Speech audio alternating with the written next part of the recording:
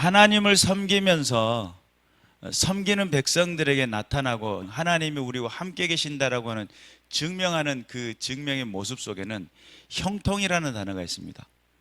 구약 성경에서부터 이야기하고 있는 복이 있는 자는 악인의 꾀를 쫓지 아니하며, 그러죠? 그때 복 있는 사람들은 주야로 묵상하는 자로다. 저는 시냇가에 심은 나무가 시절을 쫓아 과실을 맺으며 그 잎사귀가 마르지 아니함 같으니 그 행사가 다 형통하리로다. 자, 그러면 하나님을 믿는 백성들에게 삶의 현장 속에 나타나는 모습이다라고 했을 때 이 형통이라는 단어를 뺄 수가 없습니다. 왜 형통이라는 것이 우리들의 삶의 현장 속에 일어날 수밖에 없어요? 우리가 죽은 신을 섬기거나 또한 눈은 있고 귀는 있어도 듣거나 보지 못한 그런 신이 아니라, 그분은 눈을 지으신 분이 우리의 사정을 보고 계시고, 귀를 지으신 분이 우리의 기도의 소리를 들으시고, 입을 지으신 분이 우리에게 직접 말씀도 하신다. 할렐루야죠. 그러니까 이제 우리가 왜 형통하냐, 너 왜 예수 믿는 사람이 형통할 수 있냐라고 질문을 받는다고 한다면 뭐라고 대답해야 돼요? 하나님 살아 계신다니까, 이렇게 이야기할 수 있어야 돼요.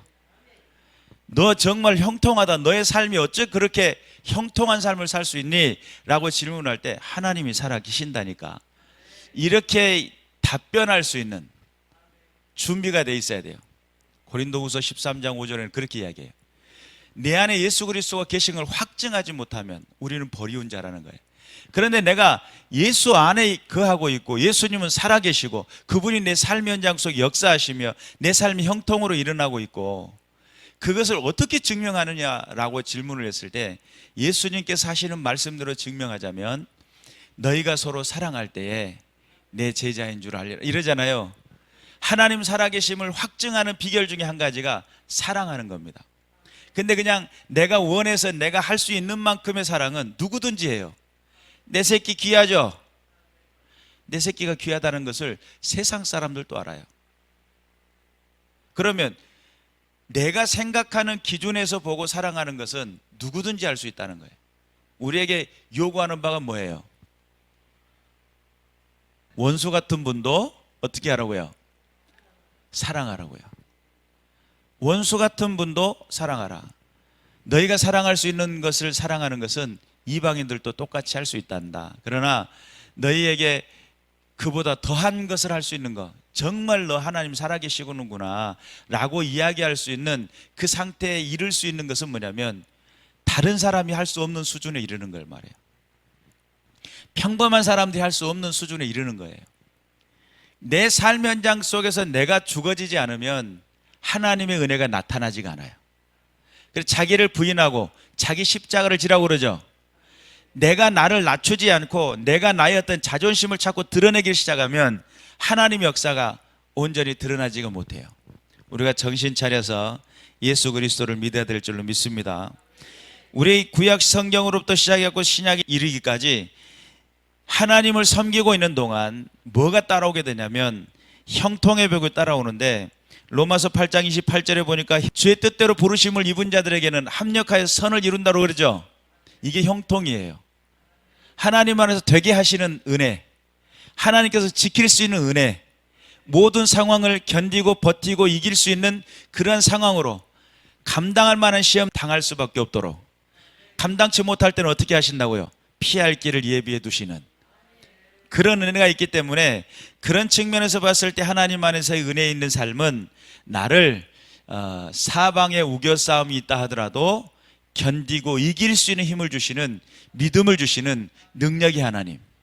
그래서 우리의 삶의 현장 속의 형통이라는 것은 정말 힘이고 능력인데, 오늘 우리가 본문을 통해서 또 하나의 대면하는 주제가 있는데 고난이라고 하는 주제입니다. 형통이라는 주제와 고난이라고 하는 주제는 조금 상반되는 느낌을 갖게 만들어요. 왜냐하면 형통은 고난이 오면 어떻게 해요? 휘가닥 피해가고, 비가 오면 어떻게 해요? 비를 싹 피해가고, 또 사건이 일어날 때 어떻게 해요? 그 상황을 싹 피해가고, 죽을 사람이 안 죽는 거예요. 그렇죠? 형통이라는 것은 그런 느낌을 가지고 있어요. 형통은 내게 어떤 문제가 발생했을 때 그 문제를 이겨나갈 수 있는 힘을 주시는 그런 능력처럼 보여져요. 그리고 하나님이 나와 함께 하신다는 증명하는 길, 하나님이 내 안에서 역사하신다는 확증하는 길이 형통을 통해서 나타나요. 그런데 여기서 고난이라고 하는 단어가 등장을 합니다. 선을 행함으로 고난받는 것이 하나님의 뜻일진데 악을 행함으로 고난받는 것보다 나으니라 이래요. 야고보서에서 그런 이야기가 나옵니다. 너희가 고난을 당할 때 이상히 여기지 말라. 베드로도 그런 이야기를 하죠. 고난이라고 하는 주제가 예수 그리스도 이후로부터서 고난이라고 하는 것이 등장을 해요. 근데 구약시대 때의 고난은 어떤 고난이냐면 하나님을 떠나 있을 때 오는 고난. 그러죠? 하나님을 배반하거나 하나님 앞에 불순종하거나 하나님 말씀을 어기거나 그럴 때 다가오는 고난이에요. 구약에서 말하는 고난하고는 달라요. 하나님을 떠나서 오는 고난은 하나님을 떠나니까 보호의 울타리를 넘어선 거잖아요.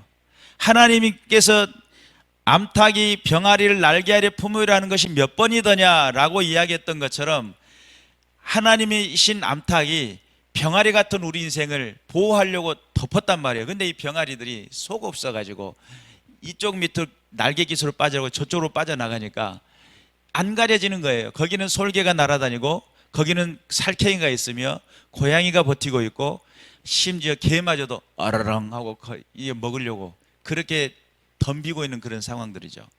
그런 상황 속에서 암탉은 지키고 보호하려고 하는데 구약 성경에서 오는 고난은 하나님의 뜻을 온전히 이행하지 못하고 온전히 하나님의 뜻을 순종하지 못하고 하나님의 말씀에서 떠나 있는 삶, 하나님의 영광을 드러내지 못하는 삶, 선택된 백성으로서 부르심을 받아가지고 부르심 받은 자의 목적을 잃어버린 상태. 내가 왜 부름 받았지? 하나님이 불러놓으니까 가가지고 거기 가나안 땅에 가가지고 거기 이방신들과 같이 거기서 예배를 드리는 거예요. 몰렉 제사를 드리고 바알신과 아세라 목상에 절을 하고 이런 문제들이 계속적으로 발생을 했어요. 그때 다가오는 것이 고난이었어요. 그때 다가오는 것이 하나님의 징계였어요. 그때 다가왔던 것이 하나님께서 치리하셔서 바벨론 포로라고 하는 세월을 살게 만들어요. 그런데 여기 신약에서 말하고 있는 이 고난은 다른 의미예요. 여기서 말하는 고난은 무엇 때문에 고난을 받아요? 하나님의 말씀에 순종해서 선을 행할 때 다가오는 고난이야. 좀 틀리죠? 내가 주님의 말씀대로 살면 형통의 복이 따라와야 맞아. 그죠? 그러잖아요. 구약 성경대로 하면 내가 주님을 섬기고 내가 하나님의 뜻대로 살아가며 하나님께서 명령하신 삶을 살아갈 때에 내게 다가오는 것은 하나님이 주시는 형통이라고 하는 놀라우신 하나님의 은혜가 하나님 나와 함께 계신다. 주님과 동행하는 삶이 어찌 그리 아름다운고 이런 어떤 감동이 있는 그런 삶이 되었는데 하나님만 섬기고 살면 그런 형통의 복 가운데 살아갈 거예요. 그런데 하나님이 명령하신 명령대로 살아가면 그때부터서 고난이 찾아와요. 희한하죠? 예수님께서 명령하신 명령대로 살아가면 그때부터 뭐가 다가온다고요? 고난이 다가와요. 왜 그러죠? 말씀대로 살아가니까 그 말씀이 맞아요. 예. 우리가 알아야 될 게 있어요. 예수님께서 어느 날 그런 이야기를 합니다. 야, 세상이 너희를 미워할 거다. 그런데 너희를 미워한 것이 아니고 너희 속에 있는 나를 미워하는 것이다. 내가 세상을 이기었노라. 여러분, 세상은 얼마나 예수님이 미웠겠어요. 그렇죠? 예수님이 엄청 믿겠죠. 나를 이겨버렸네? 화가 날 거 아니에요. 그리고 지금 세상은 공중권세를 장악하고 불순종의 아들들 가운데 역사하며 모든 이들을 지옥 백성 만들려고 작정을 하고 악한 영 어둠의 권세 활동을 하고 있어요.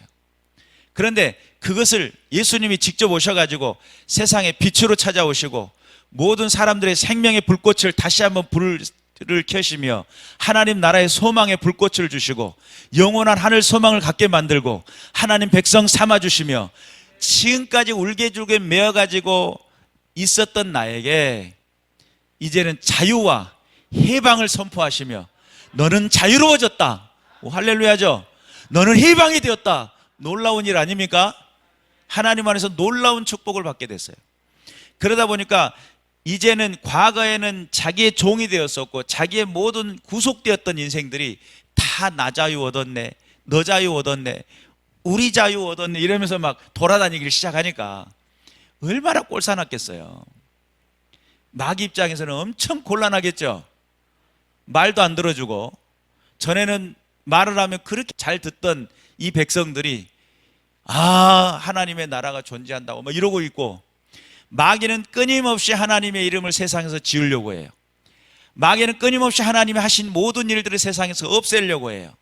마귀는 끊임없이 하나님을 반대하고 불순종하게 만들려고 작정을 하는데, 사람들이 의식이 깨어나기 시작했어요. 죽어가고 거짓에 휩쓸려 가지고 거짓 감정에, 거짓 분노에, 거짓 질투심에, 거짓 탐심에 이런 것들에 자꾸 속아 넘어가 가지고 범죄하고 원망하고 불평하던 인생들이 갑자기 입술 속에 뭐가 나타나기 시작해요? 감사가. 갑자기 그 입술 속에 뭐가 나타나기 시작해요? 생명을 노래하기 시작하고 있어요. 하나님을 향한, 하나님의 그 나라를 향한 그 놀라우신 그 사랑을 노래하기 시작했어요. 그러니 마귀가 가만히 있겠어요? 저 원수 사자들을 어떻게 하고 싶어요?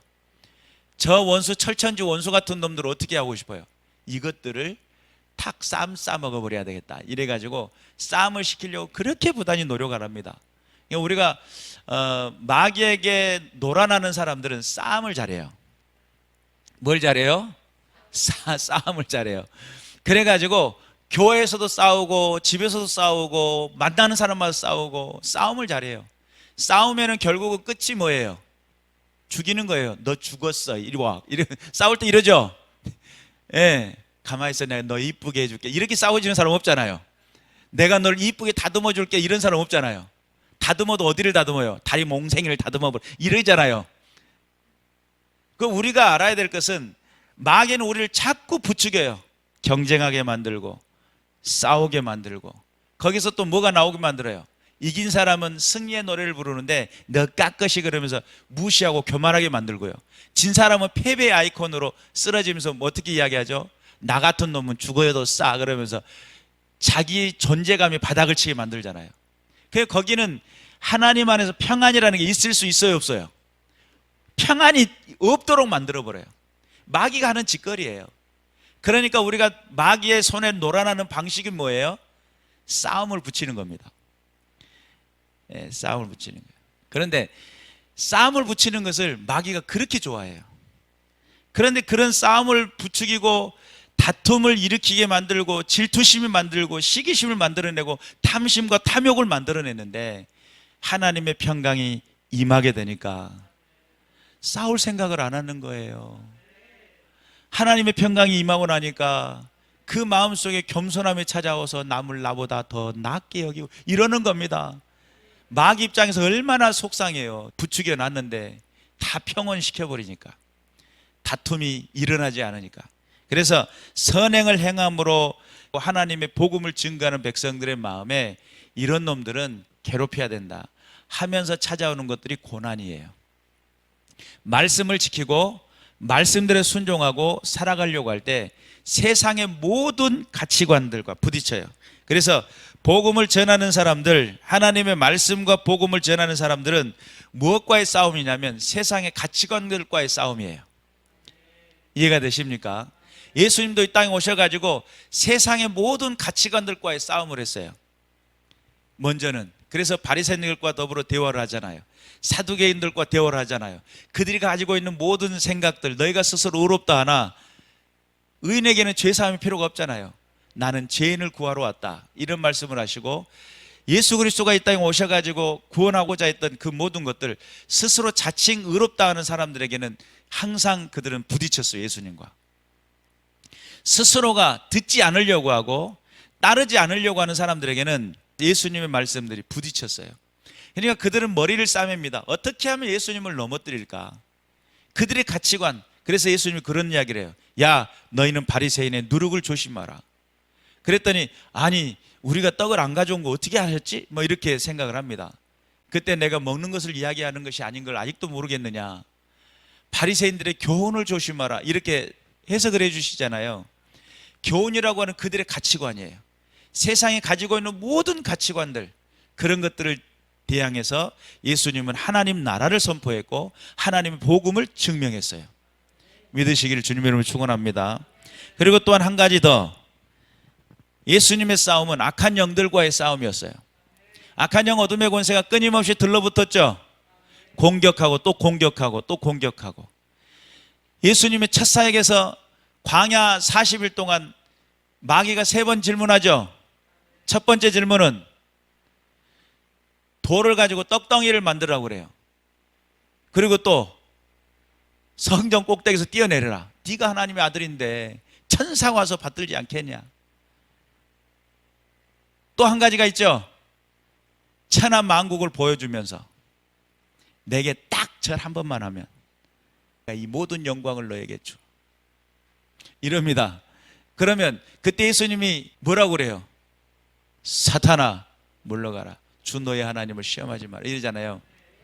자, 우리가 예수님의 사역 현장 속에서도 끊임없이 마귀는 다가왔어요. 악한 영, 어둠의 권세는 교묘하게 말씀을 가지고 교묘하게 공격하며 예수님을 넘어뜨리려고 했어요. 예수님은 단 한 번도 유혹에 넘어가지 않죠. 우리가 알아야 될 것은 예수님께서 이 땅에 오셔가지고 영원한 하나님 나라의 복음의 가치를 드러내고 그 은혜를 드러내려고 할 때에 그들이 가지고 있는 어그러진 생각들, 하나님 앞에 어그러지고 거스리는 세대들 속에 하나님의 복음을 심어야 되는데, 그 순수 복음은 하나님은 살아계신다, 지금도 역사하신다, 하나님께서 너희 모든 죄를 용서하기로 작정하셨다, 믿기만 하면, 예수 그리스도의 복음 안에 들어오기만 하면 구원을 받는다는 거예요. 그런데 많은 사람들이 그럽니다. 아니, 우리가 뭔가를 좀 효험이 있으려면 약도 그냥 생차로 먹는 것이 아니고 한 10시간씩 데려가지고 먹어야 약이 될 거 아니냐, 이렇게들 생각을 하고, 내가 뭔가에 공력이 들어야, 내가 뭔가를 해야만이 되지 않느냐, 이런 생각을 갖고 노력을 할 때 예수님 하시는 말씀이, 야, 이 믿음은 선물이단다. 야, 이 복음은 선물이란다. 하나님께서 내가 너희에게 베푸는 놀라운 하나님의 은혜란다. 이것을 은혜라고 표현합니다. 우리에게 거저 주시는 은혜. 우리에게 뭔가를 값을 요구한 게 아니에요. 자, 너희들 영원한 하나님 나라 가고 싶다면 1억씩 가져와. 내가 들어 넣어줄 테니까. 이러지 않았단 말이에요. 우리가 분명히 알아야 될 것은 하나님께서 우리에게 값없이 주신 것이 은혜이다. 그리고 그 선물이다. 하나님께서 우리에게 주신 그 놀라운 사랑 앞에 누구든지 주님의 전에 나와 예배하고 주의 말씀 앞에 살아가고 주의 명령에 순종하며 주 뜻대로 살아가는 것이 우리에게 은혜로운 삶으로 이끌어 주셨는데, 사람들은 거기다가 여러 가지 많은 장치를 둡니다. 이 문제죠. 문제예요. 정신 차려서 예수 믿어야 될 줄로 믿습니다. 우리가 복음을 증거하는 것에 있어서 세상의 가치관이 뭐냐, 이 세상적 가치관을 빼내는 것이 신앙자의 몫이에요. 신앙적 가치관을, 세상적 가치관을 빼내고 신앙적 가치관, 복음의 메시지가 담고 있는 그 핵심적인 원리를 우리에게 주입을 하는 거예요. 쉽게 말하면 말씀 시간이 뭐 하는 시간이냐면, 세상적 가치관은 그건 잘못됐음이라고 하는 것을 깨닫게 해주는 시간이 말씀 시간이에요. 그리고 내 안에서 뭘 생각하게 하냐면, 하나님의 은혜로 살자, 주의 복음으로 살자, 주께서 내게 주시는 그 베푸신 그 놀라운 사랑 가운데 살아가자, 이런 결론이 내려지도록 하는 것이 말씀 시간을 통해서 행해지는 겁니다. 우리가 복음 안에서 정확한 가치관을 세우고 정확한 세계관, 경제관, 구원관, 뭐 이런 것들, 인생관, 이런 목표들이 하나님 복음 안에서 전체가 구조조정이 돼야 돼요. 새로워져야 돼요. 이런 부분들을 행해져야 돼요. 그래서 우리가 삶을 살아도 주를 위해, 뭐라고 그래요? 죽어도 주를 위해. 얼마나 멋져요. 이거 뭐 슬로건 같잖아요. 표처럼 걸어놓고, 살아도 주를 위해, 죽어도 주를 위해, 오늘 저녁 기도회는 쉬었으면 좋겠다. 이러고 있으니까. 살아도 주를 위해, 죽어도 주를 위해, 이렇게 해놓고는 오늘 주일 예배는 좀 쉬었으면 좋겠다. 주일 예배를 매주 다녀야 되나? 한 주간씩 빼먹고 다니면 안 되나? 이렇게 타협을 하고 있으면 그 문제 심각해지는 거 아닙니까? 하나님 안에서 내가 살아도 주를 위해 죽어도 주를 위해라고 결론을 내려놓고 우리는 수없는 많은 타협점을 찾습니다. 하나님 전에 찾는 것의 발걸음을 등한시할 때가 있어요. 하나님 뜻대로 순종하는 것을 등한시할 때가 있어요. 하나님의 명령에 순종하며 죄 뜻대로 반응하는 부분들을 등한시할 때가 있어요. 하나님 살아계심을 믿습니까? 그 삶의 인생, 우리의 인생을 그분이 부르시는 그 부르심의 목적 앞에 순종하고 반응할 수 있는 것, 그 신앙인데 하나님 앞에 깨어 있으시기를 주님의 이름으로 축원합니다. 오늘 이 본문에는 선한 행함으로 고난을 받는 것이 하나님의 뜻일진데 하나님의 뜻이라는 거예요. 서두에도 이야기했지만 하나님을 믿는 믿음을 통해서 형통함이 찾아와요. 난 믿고만 살면 좋겠는데, 그냥 하나님 안에서 믿고만 살면 좋겠는데 하나님은 뭐라고 이야기하냐면 자, 때가 가까웠다는 거예요. 하나님의 때가 가까웠다는 거예요. 무슨 때요? 심판의 때가 가까웠어요. 또 때가 가까웠다는 거예요. 세상을 추수할 때가 가까웠다는 거예요. 추수할 곡식은 많은데 추수할 일꾼이 부족하다. 너희는 그 주인에게 청해서 추수할 일꾼을 보내달라고 이야기해라. 예수님이 그렇게 말씀하셨죠. 그래서 지금 이 세대는 그냥 하나님을 믿고 그냥 따르고만 있어서 오 할렐루야 감사합니다 은혜로운 삶으로만 이렇게 있을 때가 아니고, 우리가 뭘 해야 되냐면 팔을 걷어붙이고 다리를 걷어붙이고 내가 복음을 위해서 한 걸음 더 나아가는 선택을 할 시기예요 지금. 왜요? 시기가 다가오고 있기 때문에 그래요. 추수할 때가 다가오고 있기 때문에 그래요. 그러니까 우리가 살아가는 이 시대는 말세 지말이라고 그러죠. 교회의 시대는 어떤 시대냐면 은혜의 시대 이렇게도 표현하지만 하나님의 종말의 시대라고도 표현할 수가 있어요. 교회를 통해서 구원하고자 하는 구원 방주를 만드셨는데 이제는 추수할 때가 됐으니까 많은 사람들을 할 수만 있으면 강권하여 내 집을 채워라. 우리가 하나님의 말씀 앞에서 깨어 있어야 될 것은 왜 하나님의 교회가 목적을, 부르심의 그 목적을 세워야 하며, 할렐루야죠. 내 삶의 이유가 무엇인지를 분별하는 거. 이것에서 놓치기 시작하면 우리는 끊임없이 어떤 삶을 살게 되냐면, 왜 예수 믿는데 형통함이 안 일어나지? 왜 하나님을 믿고 살아가는데 나는 이렇게 빡빡하지? 포인트가 거기에 있어요. 근데 우리는 알아야 될 것은 내가 예수 그리스도를 정확히 믿으면 믿을수록 어려움이 다가와요. 하나님의 뜻대로 순종하면 할수록 문제들이 발생해요. 왜냐하면 제대로 믿으려고 하는 그 사람의 마음을 흐트러 놔야 마귀 백성이 몇 명이 돼요. 그 사람을 주변을 통해서 아무리 활동을 안 해도 그 사람 중심으로 30명의 인원이 주변에 포진이 돼 있대요. 최소 30명. 근데 우리나라 어떤 정서상으로는 15명 정도로 봐요. 키퍼슨이라고 하는 그런 주제인데, 내가 나 오늘 자살해버릴 거야. 그러면 15명 정도가 안 돼, 그러지 마 라고 말려줄 수 있는 사람이 15명이 되면 그 사람은 건강한 사람으로 봐요. 근데 외국에서는 한 30명 정도로 봐요. 이걸 이야기하는 학자 이야기가 30명 정도. 그러면 내 30명 주변에 30명이 나에게 만류를 하는 거예요. 오늘 나 확 죽어볼 테니까. 죽으면 안 돼. 왜 죽으려고 그래? 이게 30명이라는 거예요. 내가 하나님의 복음 안에서 바로 서고 믿음 안에서 바로 서고 성령의 은혜 가운데 바로 서고 야 하나님 살아계신다 이야기했을 때 몇 명에게 확산이 된다고요? 최소 30명. 몇 명이라고요? 30명. 주변에 30명이 있어야 된대. 근데 우리 한국 정서로는 한 15명 정도. 여러분에게 키퍼슨이라고 하는 중요한 계기점에 영향력을 끼칠 수 있고 여러분의 삶의 기준점이 되어줄 수 있을 만한 중요한 사람들이 15명 정도가 되는지 집에 가셔가지고 메모해 보시면 되겠어요.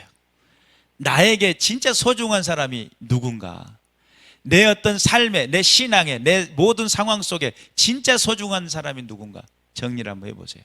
어찌됐든 간에 그런 측면에서 우리가 하나님 안에서 바로 서고 하나님의 말씀에 바로 순종하고 주 영광을 위해 살려고 작정했을 때 낫 까닭에, 성경에 보면 나사로 까닭에 유대인들이 많이 믿었다고 그러죠. 나사로 까닭에 유대인들이 예수님을 많이 믿었다고 그랬어요. 왜냐하면 나사로가 죽었다 살아나 버렸잖아요. 그러면 죽었다 살아난 일들이 일어나면 믿는 사람들이 생겨나겠죠. 여러분의 삶에 예수 믿기 전엔 내가, 예수 믿은 후로 변화된 내가, 그 변화된 나로서 당신, 정말 당신을 보니까 하나님 살아계시는구만, 이렇게 인정할 수 있을 정도의 신앙이 돼야 돼요. 여러분 중심을 통해서 여러분이 바로 서고 믿음 안에 바로 서면 몇 명에게 영향을 끼친다고요? 최소 15명에서 30명이에요. 최소. 근데 그 영향을 받은 사람이 또 그 주변에 몇 명이 있겠어요? 30명, 15명, 30명이죠.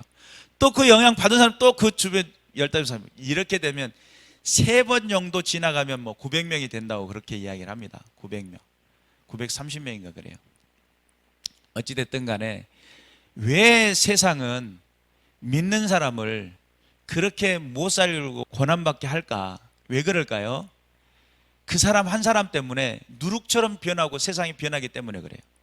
그러니까 마귀는 그런 사람들을 쪽집게처럼 딱 집어가지고 계속적으로 공격을 하는 거예요. 너 이래도 믿을래? 이럽니다. 동방의 의인이라고 하는 욥도 뭐 때문에 시기심을 받았어요? 하나님을 너무 잘 섬겼어요. 그러니까 시기심을 받아요.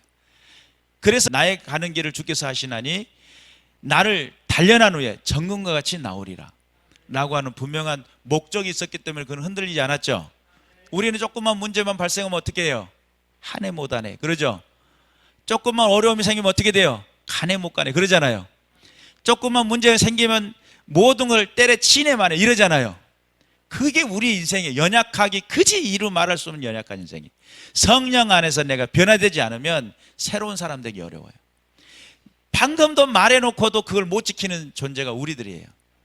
말하고도 부도가 났어요. 내 말은 이미 부도 난 지가 오래야. 이야기를 했는데 그게 이루어지지 않고 실행되지 않는 인생들을 살아가고 있어요.